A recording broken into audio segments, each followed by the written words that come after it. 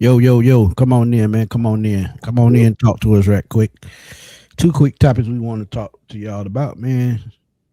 So just come on in, set yourself down, and let's talk That's some Falcons football like we always do, man. Like we always do. If y'all haven't done it yet, please go back and check out our interview with Jesse Tuggle, Atlanta Falcons legend. If you haven't already, very, very good interview. And trust me, y'all gonna love it. But before we get going on this quick pop up, man, you know what to do.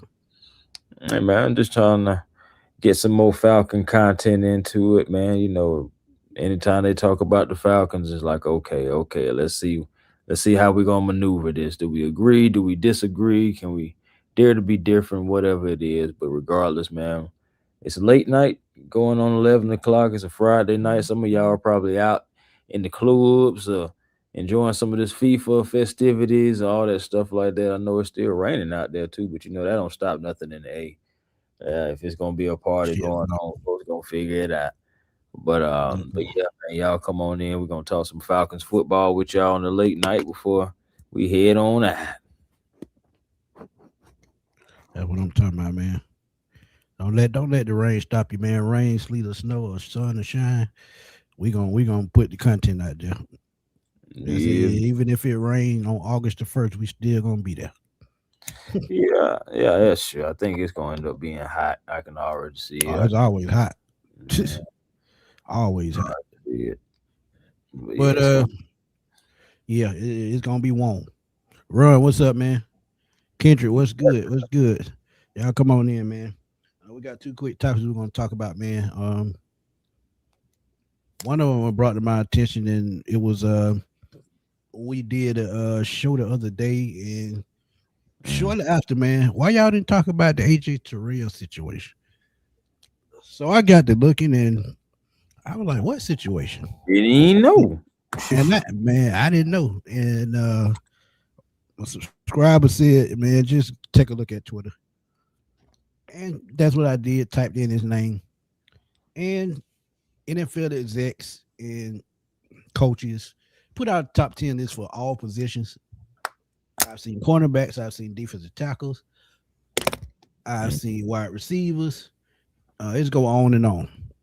But y'all can go to Jeremy Fowler's page on Twitter if y'all want to know the top 10 in all these positions.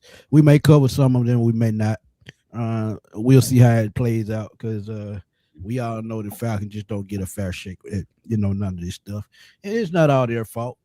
Sometimes it's just the media driven things and things of that nature. But AJ Terrell, they put out a list and top 10 list, like I said, NFL execs and all that good stuff. And it just didn't bode well. And I'm gonna keep it real with y'all, and I'm not being biased.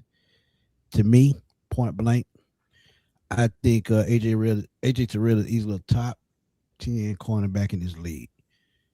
And if I had to give y'all an example, I will. And my example is when you talk about just overall skill set, uh, good cover corner.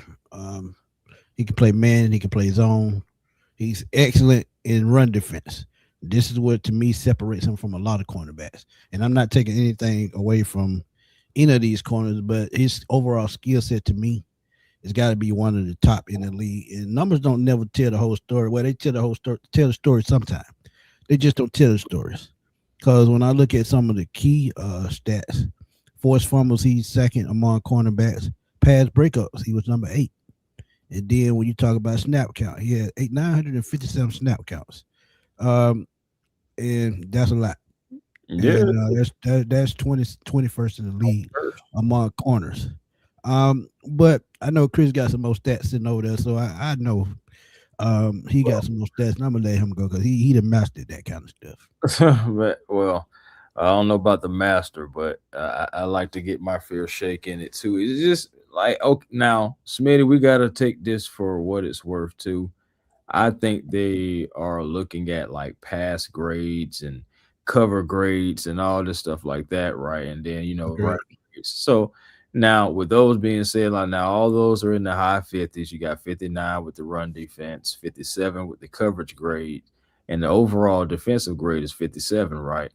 But Right. like you're saying, it doesn't tell the full story because if you dive a little deeper into it, AJ Terrell, he really isn't heavily schemed, you know what I'm saying, against, they really scheme away from him. And still, like when he is, in coverage, AJ Terrell is still one of the top corners in the league. He Right. was targeted, as far as target rate, he was targeted on just 11.5 of his coverage snaps. And that ranks fourth lowest target in the NFL amongst quarters and with at least 250 coverage snaps. Now they talking about separation. He doesn't really allow a lot of separation because only 18.9% of targeted receivers got open, and that's the fifth lowest among NFL corners facing 40 plus targets. Then you There you talk go. about the yards. He held pass catchers to zero point 0.7 yards per coverage snap, which is 10 fewest in the league, and restricted them to only 3.2 yards after the catch per perception. So it's just like reception, not perception. So it's just like, Been a yeah, long day. bro, what you talking about?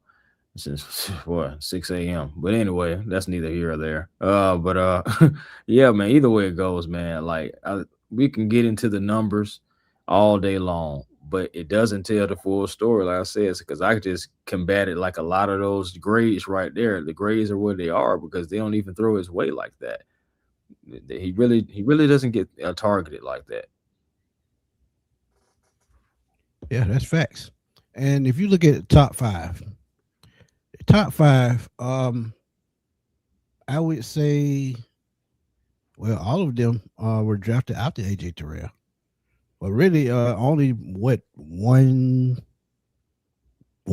corner on this list is in AJ's NFL experience range. That's number 7, Denzel Ward. Patrick Surtain, to me, yeah, he's absolutely the top corner. It's not even close. When you look at coverage skills, and he's the Deion Sanders of this generation, Mm. era, or whatever you want to call it. Because when you talk about Patrick Surtain, you can't throw at him, you can't throw around him. So he's one of those guys you're just not going to throw to his side of the field. Period. Darius Stingley is another guy. He's right. He's number 2. I agree. Zay, what's up, my guy? I really He's right. about the Darius top Stingley. five. Christian Gonzalez, yeah, he's very solid as well. That's Birdo's guy. He's very solid. Devin Witherspoon, very solid guy. Trent McDuffie, we know what he can do in Kansas City. But after Trent McDuffie, it gets kind of iffy to me. Um, you look at Quinyon Mitchell, he's in what, second or third year. You look at Denzel Ward, seasoned veteran. I agree he should be top 10. J.C. Horn is one I don't agree with because he can't stay healthy. Sauce Gardner is another one I don't agree with because he got his draws burnt off last year. And Mm. Cooper Dunn, I think he's more of a safety slash cornerback. So I mean, it's kind of surprising that he's on this list, even though he's a damn good player. But did he leave Philadelphia, if I'm not mistaken? No, no, Cooper is still. They not letting Cooper go. I'm thinking about Reed Blankenship. I think Reed Blankenship That's left. what it was. Yeah. Mhm. So yeah. So out of these corners, I would put AJ probably. It's tough because I would give him 6 or 7 somewhere in that area. Because when I look at his overall body of work, and yeah, I know he's not one of those guys that's going to pick the ball off, but at the same time, um, I'm telling y'all, you just don't want to throw his way most of the time. And when you're a running back and you run into that outside, he's coming off that corner if he can. So as far as one of the total overall corners, he's there. But like you said, they looking at all these averages and numbers and things of that nature. But just overall skill set, he's got to be top 10. But Yeah. what you think about this list? Yeah, man. I think honestly, it would be fair to put AJ in somewhere in between the 6 and the 8. Even if you had to put him at 9, you can still, live with that. I just don't think he's number 10. But again, I agree with the top five. The top five guys, I'm like, okay, Quinyon, I like Quinyon a lot, honestly. But I mean, like you said, he's just getting into the league as well. Right. He's doing this thing for sure, but to be ahead of AJ, I just think that's kind of wild. Denzel Ward, like you said, so he's been a warrior out there for the longest, so I can put him in the top 10 too. But JC Horn, I can really put him at like 10. I can drop really the last two off, Sauce and Cooper. I think Cooper is a good one, but to be ahead of AJ is tough. And then Sauce. Sauce actually has been getting thrown at a little bit more since, especially when he was getting over there at the Colts. So Agreed. it's going to be interesting to see exactly um, what they're going to do with Sauce. But to have AJ not in the top 10, I just think is very wild. That's very wild to me, man. Joe said he don't believe AJ got snubbed. However, I do believe he is routinely disrespected. AJ needs to be clapping the league's best like he was his first 2 to 3 seasons. But see, the way the NFL is set up now, Joe, um, you can end up on a 1 or 2 or a slide at any time depending on the scheme. Mm. So sometimes they can't adjust to the wide receiver one keep coming to AJ's side. Sometimes the one might line up in the slot. Sometimes the one might line up on the other side of the field. So you just have to be ready. But one thing about AJ, no matter who he's playing, mine is Mike Evans, and that's no shot at AJ because nobody can cover Mike Evans when he's at full speed. He's Mike Evans. That's the only wide receiver I think he's had problem with in his career, and that's mainly because it's a division opponent. So they pretty much figured each other out. Yeah, man. And But Mike Evans always gave him some troubles, but Mike right, Evans gave a lot of cornerbacks trouble. Just he had a lot of think about it. You don't just get all those 1,000 yard seasons just off of playing just one guy. So facts. you know, Gonzalez getting too much hype. Nah, you know what? I don't actually disagree with that. I do think he's a top corner. But honestly, I put me personally have Trent McDuffie ahead of Alex Christian Gonzalez. And I actually would put if it was me making a list, Christian Gonzalez would be a little bit further down on this, but I can see why they put him up there. It's been some times to where he has shut down a lot of guys. But this really is a subjective list. I hear it's from coaches, execs, and scouts and stuff like that, but there's some guys that really can be moved around on this list. You can really take away some guys. You can definitely add AJ, but I agree with some of the guys in the chat. I see 3 Dirty. He said, about AJ not having the picks, and that is a stack that they look at. You're like, okay, dude, how many interceptions? Oh, he don't even have any interceptions like that. And it's like, I it's think he tough. dropped 2 last year. If Yeah, I'm not it's tough. It's tough because he doesn't take the ball away. He's not that type of corner. I mean, we just got to face that fact. Unless AJ is going to have a year this year that he has like 5 picks out of nowhere, that would be very surprising. Just seeing the track record, I just know AJ is a guy that he covers well, and so he does well in coverage. He does well in the run game. Sticks his nose in there. I always love that about AJ not being afraid to get into the run game. So I mean, I still right, feel like he's a solid corner overall. But at the end of the day, the rest of the scouts and the execs, when they just put different numbers up and they just feel like, okay, the glaring thing is interceptions. They're not there. And the fact that he doesn't get thrown at, and they look at the PFF grades and stuff like that. And most of these guys have higher grades than him there. So it's like, they're using all that, and they're using data, saying, to sum it all up. That's it's all about analytics. So now it's yeah, not necessarily about what we see, and what we see is a solid corner. Is he perfect? No. What I'm saying, we've seen AJ blow some coverages, we've seen AJ get burnt, all that stuff. But at the end of the day, for the Atlanta Falcons, AJ is a solid corner, and he yeah, just doesn't get it. If he was probably on another team in a different market, bigger market or something like that, maybe he'll get more recognition. But it is what it is. Because some people actually would keep AJ off the list. So it is what it is. facts. Joe said this list is going pretty off picks and not coverage. Then I'd agree. It's definitely a bit misleading. AJ be on people like white on rice. Hmm. That's just most times it doesn't result in a pick, and that's true. Yeah. But like you said, when you talk about analytics is changing the whole games because you're looking at percentages, you're looking at snaps, you're looking at how many times they line up to do what. Analytics is just a totally different ball game.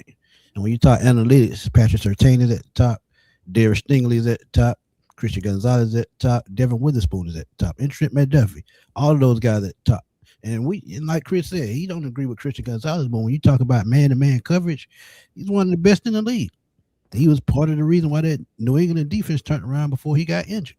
So yeah, same with Derek Stingley. Derek Stingley is probably outside of 13 one of the best cover corners in the league. Quinion Mitchell is only his second or third year. He's already on the top 10 list. Yeah. So some of these guys are on here based off potential. So and sometimes that happens. But you know, what can you do?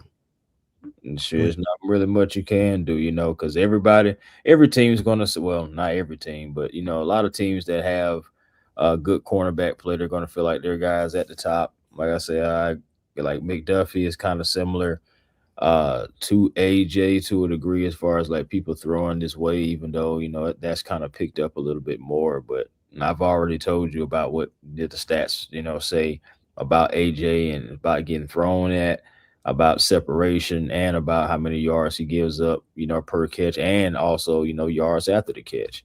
Right. So yeah, like Stingley, I agree. Stingley legit, McDuffie legit, Surtain, you can't say nothing about him. Devin Witherspoon, so he's a good one too. I can't do him like that. He's a good one too. Witherspoon super legit. Yeah, J.C. Horn is actually decent too. It's just the health and I just wouldn't put him over AJ, or honestly. And J.C. Horn is burnt on the field. Sauce Gardner, he took 2 steps back last year. If you look at that game in Berlin when we played them, they were toasting him. Yeah. I think just for a conversation starter, I think we need to get AJ into the top 10, and then after that, then we can start kind of being like, all right, so now should he be in the top 5? So and all that good stuff. Which you can argue that. I'll give you another one on Cooper DeJean. The reason why he shouldn't be there, he's mainly a slot corner. He doesn't go up against number 1 receivers. He's mainly a slot guy / safety guy. That's why I would not put him in the top 10. He's a hell of a player. Don't get me wrong. But when you talk about man-to-man in zone, he plays man-to-man in slot. But why would you put a slot corner on the top 10 list? It just doesn't make sense. He may line up outside sometime, but he's mainly a slot guy. Yeah, man. Again, NFL coaches, execs, and scouts, all those guys go off of analytics nowadays more so than just what your eyes see, and actually watching each guy and actually just seeing that, hey, look, one thing that has stuck out about Revis, Revis got some picks too, but they didn't really like to throw at Revis because guys wasn't gonna get their receptions, so they just wasn't. Now, AJ's not a Revis, I don't think so, but AJ's still a very darn good corner that should be mentioned more. You think about it, even Puka Nacua. You got a lot of guys on that list. Puka Nacua has faced just about, if not all, those guys on that list, but he didn't mention a lot of those guys. But he did mention AJ Terrell as one of the toughest guys he had to face. So sometimes you gotta listen to the players sometimes, and also you gotta look at what do your eyes see? Well, sometimes players ain't right because that top 10 that top 100 let's be jacked up some season. Bro, I haven't watched that thing in a while, so it just because the only time I look at it when I know where the Falcons fall and I do a report on that. That's the only time that's the only thing I be looking to see where they land. Yeah. I think Chris Lindstrom, he was voted as the top offensive lineman in the league, but he ended up in the 80s and 90s, and that's wrong. Yeah. That's what I'm saying, bro. It's quite unfortunate, but that's the things that we deal with. Again, we're constantly having hey Smitty, we're constantly every time, bro, we gotta fight for our life just to prove ourselves, bro. Like, right. Facts.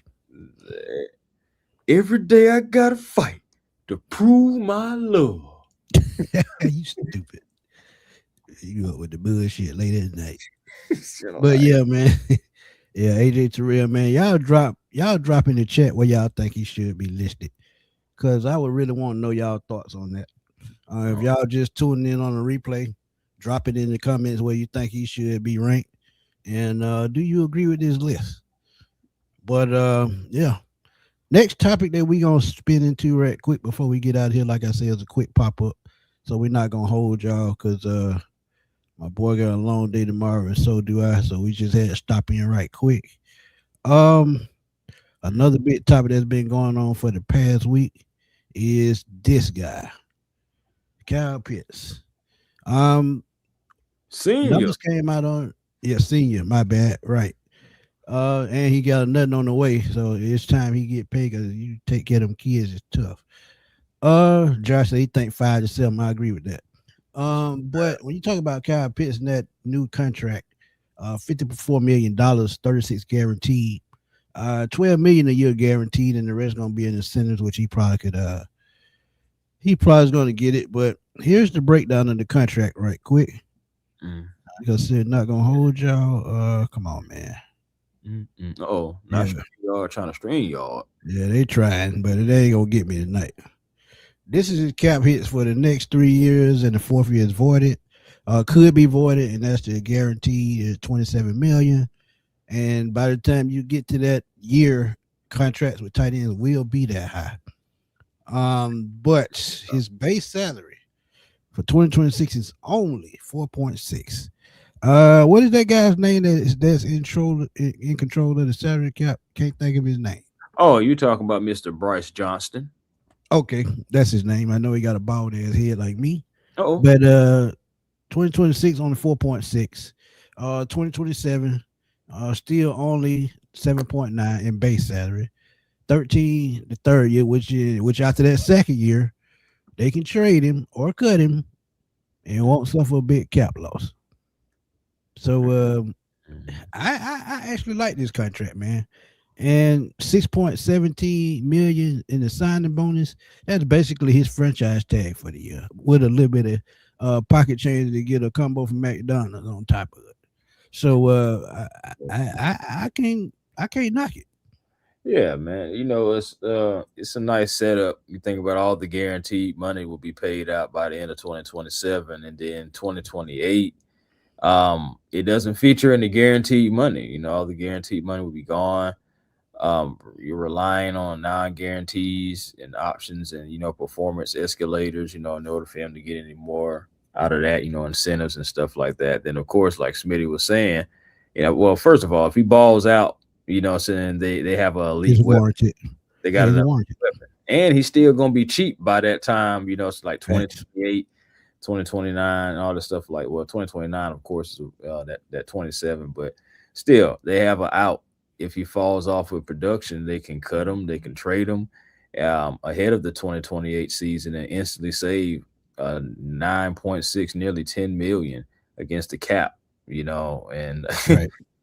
again, like, it's all structured up. But that's something that you bring a guy like Bryce Johnston in to come in and help that out. And again, Bryce Johnston, is senior vice president of football, under Matt Ryan and everything as well. And he's here to manage the salary cap, handle contract negotiations, and give average, to get some thoughts on like roster construction as well. And remember that he spent 10 years in Philly under Howie, so already coming in and making a difference. That's what I'm saying, man. Then the thing about it, man, you look at that first year, signing bonus plus the base salary, that's 20 million of the contract.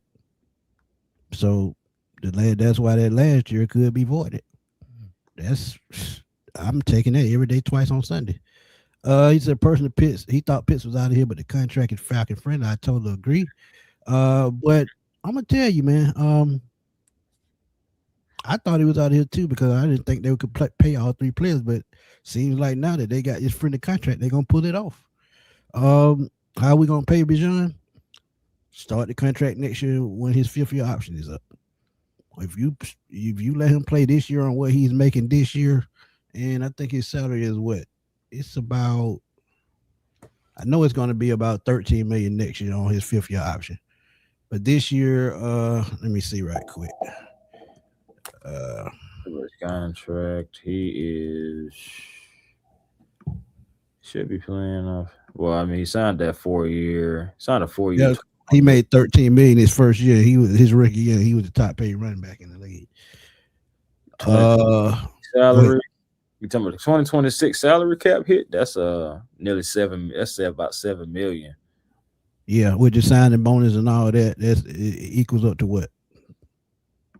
Hold up.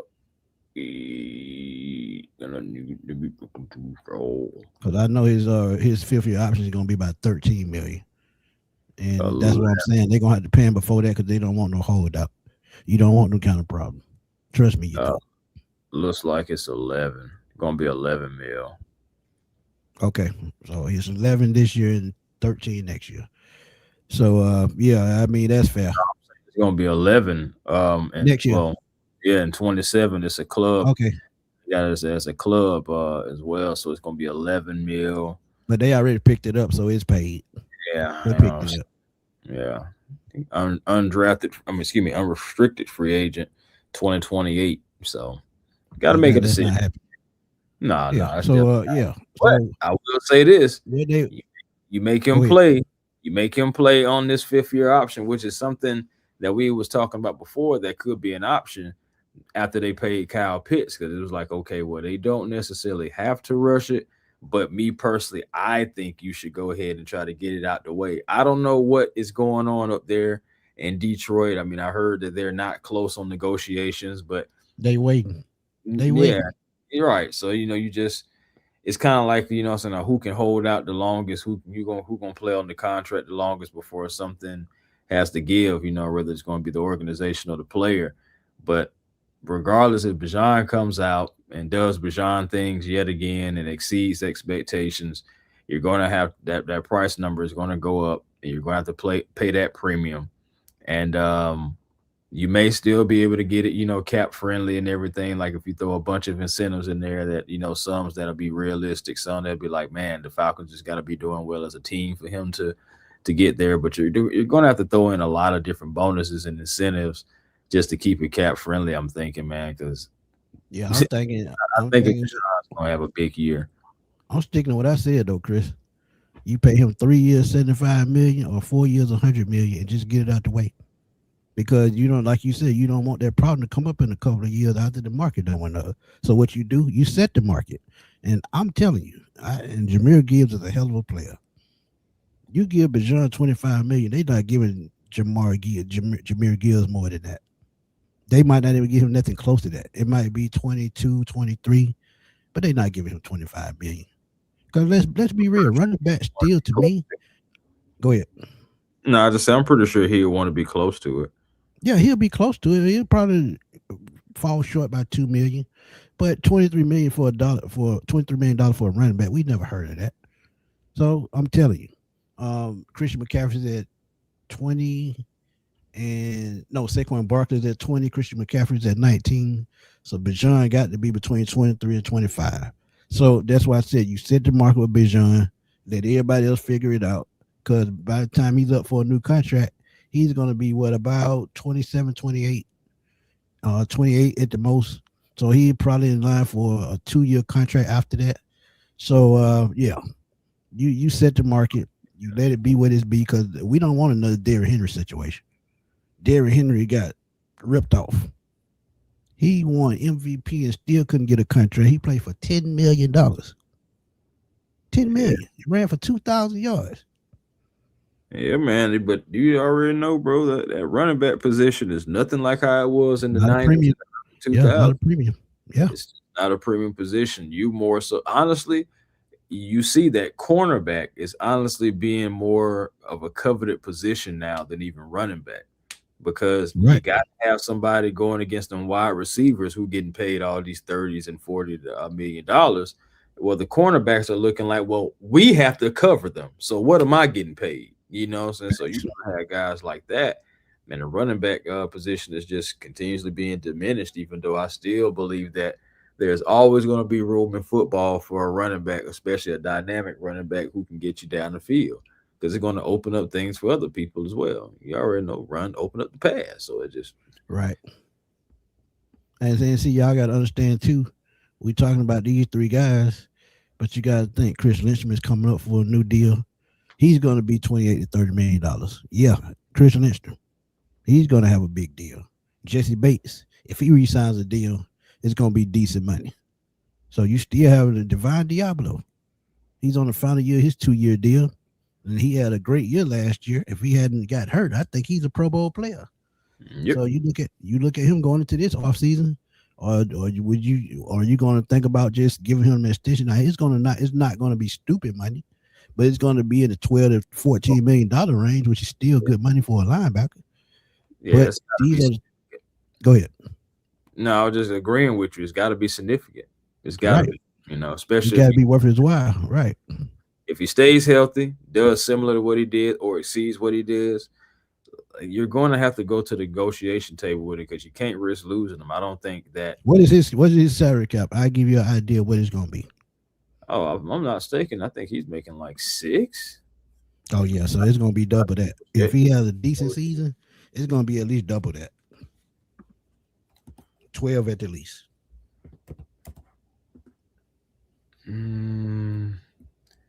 Oh, I am incorrect. And he's a middle linebacker. He may be the green dot this year. Then you got Christian Harris. Green dot. Yeah, he's a green Yeah, dot. 8 yeah. million. So 8 million this year. So he's going to be in the 12 to 13 million range if he gets a new contract. He's going to get a hefty raise. So Divine Diablo is another one that you have to think about. So they've got the ball rolling in the right direction with Drake London at 150 million. Well, 141, it can go up to 150. Kyle Pitts at 54 million. They pay a lot of that money up front, damn near half at 20 million the first year. And 36 million, that's in 3 years. That's every bit of what 12 million. 12 million a year guaranteed. So that's not bad. That's not bad at all. But that last year and that void year is the key to the contract. That's the key. And Kelvin got a good one right here. Maybe some favorites won't get paid. Bergeron and Harris are due after this year as well. Then you got Lidstrom due up again after that. Then a group of rookies going to be due after that. It's a dirty business. It is. He's right. See some guys. Everybody's not gonna get paid. He's absolutely right. And I tell you, I'm gonna tell you, and Chris know I always say this. When we see that draft next year, we gonna know who's not gonna get paid. We know. Oh yeah, well you know that, but I also say this too. You think we already talked about Divine, needs to mention Bergeron, Zach Harris, but you also got your center, Ryan Newsom. Right. What is going to happen with Ryan Newsom? What's going to happen with Ryan Newsom this year? Because you got a guy, Brockenmeyer, who is breathing down his neck. He's impressing the coaches. He was able to, as Coach Callahan said, land the plane like an air traffic control, and he was very impressive. So I'm just saying, like, hey. But see, this is why you make these type moves. This is why. You see, they know that these contracts are coming. And see, just like y'all wonder why they added all these tackles, Jake Matthews is long in the tooth. He's not going to be here forever. When his contract is up, who knows if he signs another deal. If he do sign another deal, it's going to be year to year from probably that point on, or 2 years with a 1 year option. So, I mean, they thinking about the future. That's why they brought in Wanye. We thought he was coming in behind Jawan Taylor. No, he's going to back up Jake Matthews. So trust me, they have a plan in place. So these contracts are not just going to be thrown every which way. Just that simple. You're getting a lot. You gotta remember too, man. We're getting a lot of stop gaps, and we're getting a lot of bridges and stuff like that. Because right now we're still shopping at Family Dollar and everything. But we about to get that raise. We won't be living different. We're gonna be moving to the east side.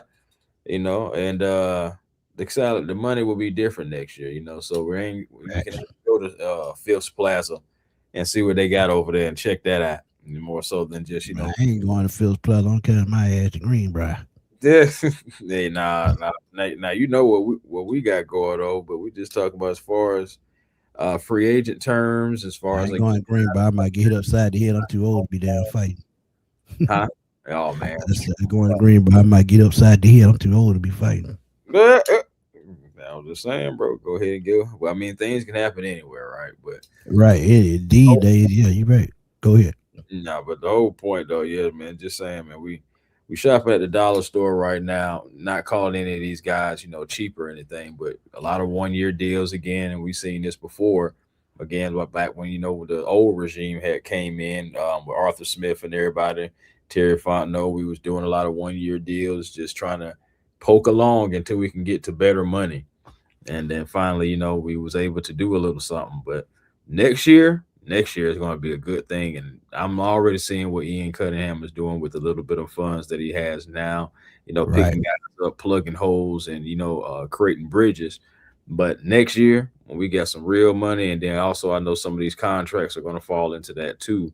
But you're still going to have good money to be able to go after free agents, to be able to maybe sign your own guys as well too. Right. So it's going to be a very interesting season. But first things first, we got to get there, and we got to get through this season, which is hopefully And going to be a great season. I'm glad you made that point about them putting together their own team. They just started. Mm, They. This is still part of the last regime. Once they break this team down and build it the way they want, they doing a damn good job. Starting with the offensive weapon they brought in, and the defensive depth, they doing a damn good job. Now they got to figure out which contract is going to do what, how we going to pay this person or that person, and when they figure out through drafting free agency in 2027, we have a clear indication of which direction they going and who going to get paid. Just saying. And like you said with the center positions, yeah, we might have one in James Brock, and might not even worry about it. yeah, it's going to be interesting. Again, that's why the competition is there. We're going to have this competition. It's going to be interesting on what undrafted free agent, if any, can make this roster. And also speaking about that, you also got the wide receiver position because the Falcons, they was only able to get, 6 selections, and Ian Cunningham did the best that he could. He started with Right. 5, was able to get one more. But ultimately, they're hoping that one of these undrafted free agents, if not multiple, can pop for them this year too, so that can be yet another cheap option as well. And I'm I'm thinking still about, putting my man on Vinny Anthony. I'm telling yep, you. Anthony Anthony the second. That's exactly where I'm going. A guy that got paid 265,000, guaranteed money. So they Right. see something in him. It's just like he's gonna have an opportunity as well, man. Like, and the perfect outcome for the Falcons would honestly be Vinny being able to get one of these last roster spots, because that bodes well for the Atlanta Falcons and shows that he can have that potential to possibly be a little bit further. He does good in special teams. Had of 95-yard kick return under his belt, and also saying was leading his team, well, excuse me, leading his school in receptions and yardage. So he has some potential there, and he's a physical guy as well. He also has ran some running back for him too, so he's versatile. Dylan Drummond and Chris Blair, The those. kid from Miami, I've been hearing buzz about him too. Oh yeah, yeah. Oh, Keelan, yeah, man. It's gonna be interesting because he's a speedster and he's a special teams guy as well. That's gonna be, I think, one way that he can possibly make the roster. But you also got Cash Jones, somebody who Right. had to be converted, straight to a wide receiver from running back. So he's going to be trying to battle for a wide receiver spot to a degree too. But mostly, I'm thinking he's going to try to make his mark on special teams as a gunner and then work his way up. But to have those different type of guys, so to do different type of things, that's what I'm thinking that the Falcons may route they may go. They're trying to see, okay, this guy can do 2 and 3 things compared to this guy can only do 1 or 2. Right. So it's like who you're going to keep. So it's going to be very interesting because even like what I said about Drummond and Blair, two things that they don't necessarily do is like kick return. Yeah, they can possibly be on special teams as Yeah. gunners. Dylan Drummond played a little bit of punt return in the preseason, so Right, he had right. some experience doing it. But yeah, right. Just punt return though. But so they didn't put him back Yeah. there for the kick return. Now Right. Vinny can be back there for the kick return, the punt Punt return, return. and Yeah. a wide receiver for you. So again, Facts. you're starting to weigh out what can you do, what can the other guy do, how can we use them, and then you think about this too. If somebody goes down, that's an extra depth piece. Okay, now we can move you into this spot, so to hold that down for a little bit because you have some experience with it. So it'll be very interesting on what they would do, but they are banking. I'm thinking the Falcons are banking and hoping that some of these undrafted free agents, hopefully 2 or 3. Now, if 2 or 3 of those guys can make the roster and save some cash and give some production, all that stuff like that, I'm pretty sure the Falcons will welcome that too. Yeah. And I feel like they already got 2 steals on day 3 with those 2 linebackers, Kendall Daniels and Harold Perkins. Harold Perkins should have been a first round, early second round pick, but he had a torn ACL. And haven't we heard that before with Jalen Johnson? He was a top 5 pick in the NBA, but ended up falling to us at 20. Mm-hmm. So yeah, I mean, we probably found a gym. Tyler Algier, another one, 5th round pick, former linebacker, running back, turn transform into a running back, ran for what 2,000 yards at BYU and 20 touchdowns. Mm-hmm. And look how that turned out. So yeah, I think we got a gym. Bobby Carroll, I agree, man. Atlanta Falcons will do great this year. I agree 200%. Let's do But it.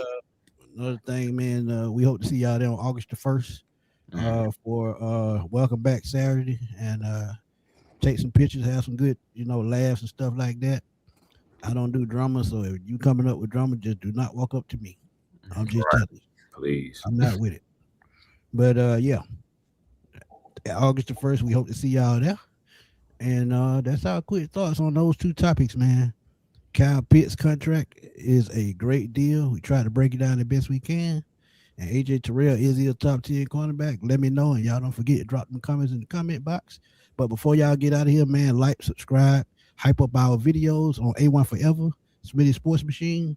And y'all can find me on Smitty Sports Machine right here on YouTube if y'all listening. Find me on Twitter at FatBoySlim_21. I'm always over there blowing it up. I'm on Rumble trying to get that together. Also, you can find me on Twitter. I'm sorry, Instagram. AN the number 2 WON and Mark McQuavius. No problem, my guy. Appreciate you always tuning in and supporting us. Sure. Salute, salute. Double, But double. you know what to do, man. Tell them about what to do. Oh yeah, man. Well, A1 Forever Sports, man. Well, man, I can't wait till tomorrow. I think tomorrow's gonna be a good atmosphere overall because we got I think it's the Portland Fire coming in. Yep. It's gonna Did be you see interesting. that WNBA game that sold out tonight in Montreal? 20,000. That's That was wonderful. crazy. That's wonderful. You know what I'm I saying? give Like them the love they support deserve. the WNBA. And then I already knew that that team, I put it like this, I was assuming that the team would do well out there. Well, you told me that. You told me that about 2 months ago. You thought they were going to do well because Yeah, of the location. yeah, man. I said Toronto having a female team that they can support, they're gonna support those girls, and especially if the team is good. So yeah. Again, the WNBA is evolving. The Atlanta Dream, they was able to shake that nasty five Five game games. losing Yeah, streak, that was ugly. and it just it was just so many bad things going on. Field goal percentage, 3-point percentage. The defense intensity just not there. It'd be some players they'll be cooking, and then all of a sudden you go away from the player. I hate going away from the hot hand. I don't care if they need rest and all that stuff like that. They're cooking. Let's continue to cook until the other team stop them. But I'm not a coach though. But that's just little things like that. Yeah, you tell the truth though.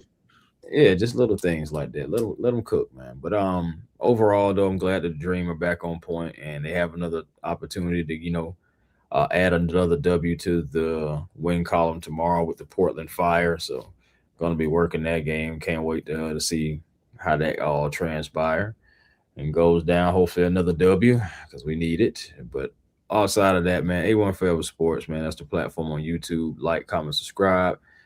Be a part of the A1 family. Appreciate every last one of y'all for always tuning in. Also, Twitter, A1 Forever, Instagram, A1 Forever, The Real A1 Forever on TikTok. Like Smitty said before, if you have missed it, make sure that you're going back and checking out the interviews we've done. We've already interviewed Chuck Smith, we interviewed Terrence Mathis, and just recently interviewed the Hammer, Jesse Tuckham. So, just continuously bringing y'all content. And, again, we always appreciate y'all tuning in, man. It really means everything because if it ain't none of y'all, then it ain't no show. Facts. But like Chris say, find y'all peace. Oh, yeah, And definitely. if y'all ain't found y'all peace by 11:34, try again tomorrow. Yes, And sir. as I always say, man, y'all keep God first, because with God, anything is possible. Trust me, I know it from experience. I've been knowing it since day one when I entered this earth, and I'm still knowing it 47 years later. So hey, trust me, God is good all the time. But for my boy Chris, this your boy Antoine Smith. We're gonna get on up out of here, man, because it's time for us to get some sleep because we got busy days tomorrow. But we had to bring y'all some content. Let's do Until it. next time, we gonna holler, man. Peace. Peace.